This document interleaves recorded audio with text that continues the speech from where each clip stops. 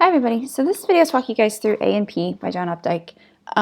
This text is written in 1961-62, and really it's an indictment of sort of this new American consumer culture that we have after the war. This is post-50s, where we have the cookie cutter lifestyle, we have the perfect family, the perfect house, the white picket fence. America has prospered and boomed, and literally we've had the baby boomers be born. We have a number of sort of advances in culture and technology and all these different things. And in the 60s, we start to see a counterculture develop that kind of critiques all these sort of perfect lifestyles as not so perfect. So A&P is a store, and it's a very famous store. And basically we have an everyday event that occurs, and it seems really insignificant. But to the people involved, the characters involved, it is much more significant. And we start by looking at the narrator, his sort of experience on a random day, any given day. He's working as a checkout person, and Sammy, he basically sees these three girls walk in, and it kind of something different. It shakes up his world a little bit. And we see these girls who are in bathing suits in the middle of summer, and the first two girls don't get much description. They get a physical description, but they don't really have any development. They're pretty flat and underdeveloped characters. The one that stands out is Queenie, who he calls the queen of the group. She is a lot, he really never interacts with her, but he does kind of see these characteristics or elements in her that he doesn't notice in the other girls. So she's a much more developed and round character. She basically is different because she walks around the store with her bathing suit on, of course, but she has a different air or aura about her. She's confident. She is walking along like she owns the place. Her straps have kind of slipped down. So there's a sort of a sexuality about her that is kind of making its way through this culture that is very generic and day-to-day and boring. And this kid, Sammy, kind of has this moment where he wakes up to the reality of this very boring consumer culture that's been developed. And more than once, he kind of refers to the people in the store in a number of ways that kind of represents this sort of sheep mentality, that we're all just followers, we're all just doing what the man wants, we're all just in the same culture, buying our daily goods, doing our basic, boring, everyday American life. And that is what he kind of has a moment of realization where he shakes up, he kind of wakes up from all of that. And we get this really nice description of the characters. So the characterization here is very strong, and we see these characters kind of fleshed out within the descriptions. So we see, her neck is very long, and she walks with this sort of air of not usually walking bare feet. So she's kind of breaking the rules for the first time. She doesn't quite know what to do. There's always sort of elements of sort of youth and discovery and changing the status quo that we see through these characters. So as they're walking up and down the aisles, he kind of has this teen speak, or this colloquial speak, which is not only unique to the 50s, but kind of unique to this new American youth culture. And he says, by the time I got her feathers smooth and her goodies in a bag, da da da da. So it's very sarcastic, it's snippy, and it kind of captures this sort of new teen youth American identity. So he's making fun of the fact that this consumer culture is basically everything in one.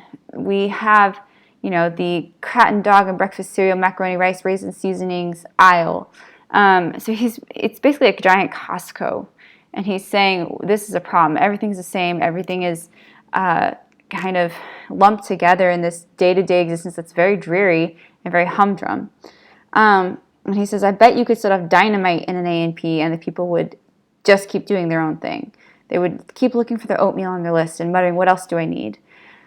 So he's basically saying that we as a culture have become almost zombie-like. We're too content, too accepting of the norm. We have to try something new. And this girl shakes up his world in multiple ways. So he kind of backs up into his friend, whose name is Stokesy, who is married and has 2 kids.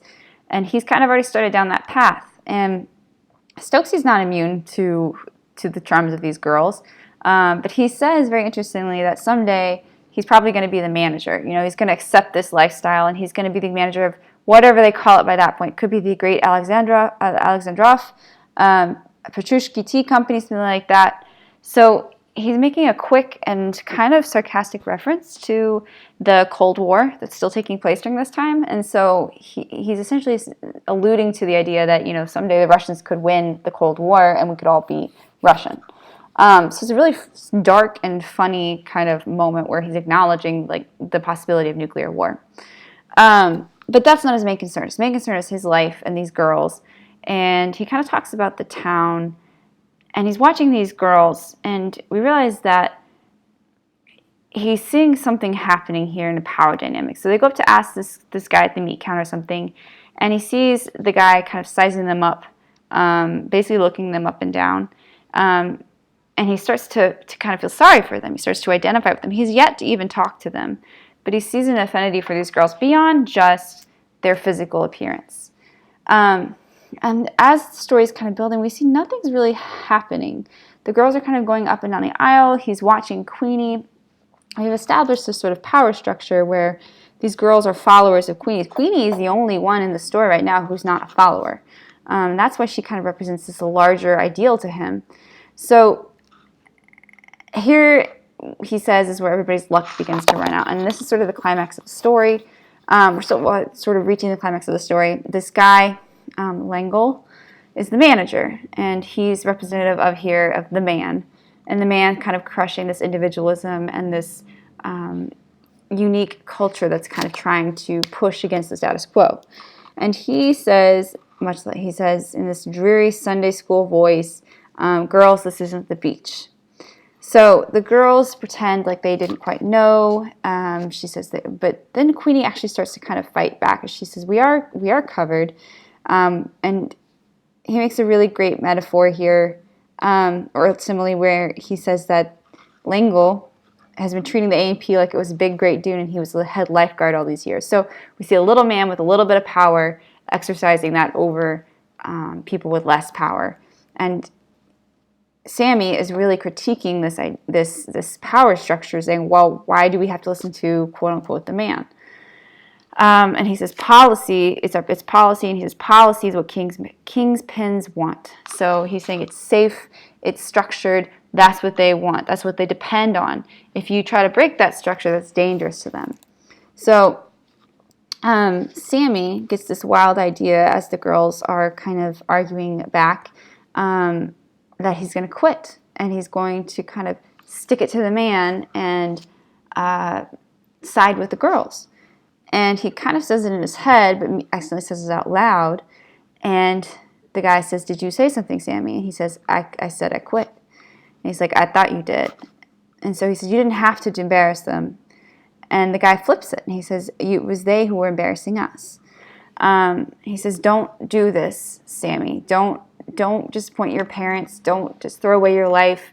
Don't rebel against the norm. Stick with this safe job and you'll get somewhere in life." And Sammy here makes a decision where he basically represents this idea of counterculture. And he says, "No, I quit." And this is representative of so much more than just a kid quitting a summer job. This is him changing the course of his life by standing up for something that he believes is right and by standing up for people that he believes have been wronged. And he is stepping outside the prescribed norm and the prescribed path of his life, and it's going to change, he says, everything in his life. So he leaves and he looks around for the girls, and he notes that, of course, they're gone because good deeds never go unpunished. But it's a very interesting look at youth and counterculture and anti-consumer culture and anti sort of capitalism. And at the end, he calls he says the people don't know what to do when he's having this argument. They're too scared. They don't know what to do. They don't know how to handle this disruption in their daily routine. He calls them scared pigs in a chute, and he calls them sheep. And so we see this sort of disdain for American consumer culture and sort of the popular lifestyle that is American suburbia in the 50s. So if you guys have any questions, let me know. But otherwise, hopefully you enjoyed A&P.